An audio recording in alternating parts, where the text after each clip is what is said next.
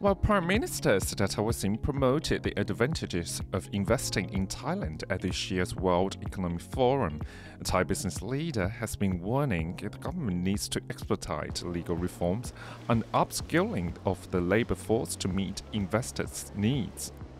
Compared to neighboring countries, Thailand's education system does not produce sufficient numbers of science and technology graduates to meet the demands of the new wave for technical revolution.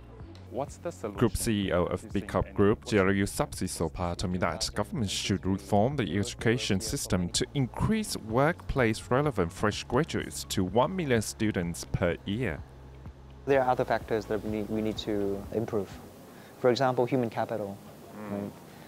Vietnam's Prime Minister said he is able to produce 500,000 people, 500,000 students every year from science and technology space.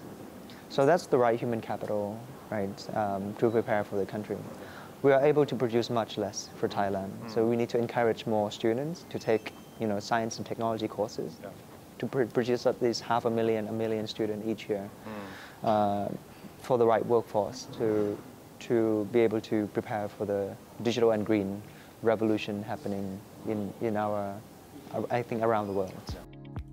As decoupling and deglobalization are taking place, Thailand has to find its position in the changing supply chain. How to offer the ease of doing business and the right incentives to investors is the key. Jirayu said the government needs to reform the legal system swiftly, or investment will be drawn to other countries in the region. The world is moving so fast, and it will move much faster in the next 5 years, 10 years. We need to make sure that we are able to adapt quickly, and our regulations and legality, ease of doing business, we have to adjust in the same direction as the world. Making sure that everybody can register a company easily with the right incentives from BOI, tax incentives, talent incentives. How do we give golden visas to the right talents to join our economy? The CEO did also emphasize Thailand's strengths in the region, which are internet connectivity and digital payment systems. While neighboring countries are struggling to increase the number of people with bank accounts, Thailand hit a record already in 2021 as 94.15% of Thais were in the banking system. Internet connectivity in Thailand, 5G, internet access, many of the people in Thailand get access to the internet. We're a social media country. We're the first early tech adopters, one of the earliest tech adopters in the world. So I think critical infrastructure is needed in order to unlock growth. So we need to look at cloud computing, internet connectivity, digital ID, payment infrastructure.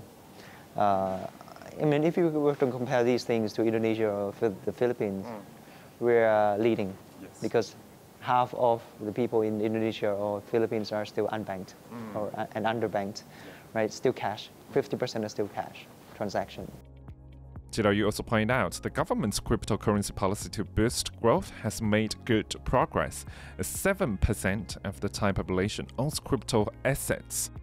To lead the crypto market in Southeast Asia, Jirayu suggests the government implement tax exemptions for crypto players and allow platforms to launch more crypto products, attracting more digital nomads and digital liquidity to Thailand. Tokenization of real-world assets, right? Tokenization of stocks and bonds. We can tap on the liquidity from the new market, especially right now with the traditional stock exchange market. The liquidity is disappearing very fast. Right? We are running into issues with corporate bonds and even the housing market. If we are able to unlock regulations on crypto as a payment, new liquidity from the new market could bridge this bonds liquidity shortage issue and the real estate liquidity scarcity issues. The CEO forecast countries without digital and green policy will lose their global competitiveness very quickly, adding that 2024 is the year in which to utilize artificial intelligence for productivity. He said the government needs to adopt more open policies for digitalization and AI and embrace the impact of more fabricated content creeping into people's daily lives.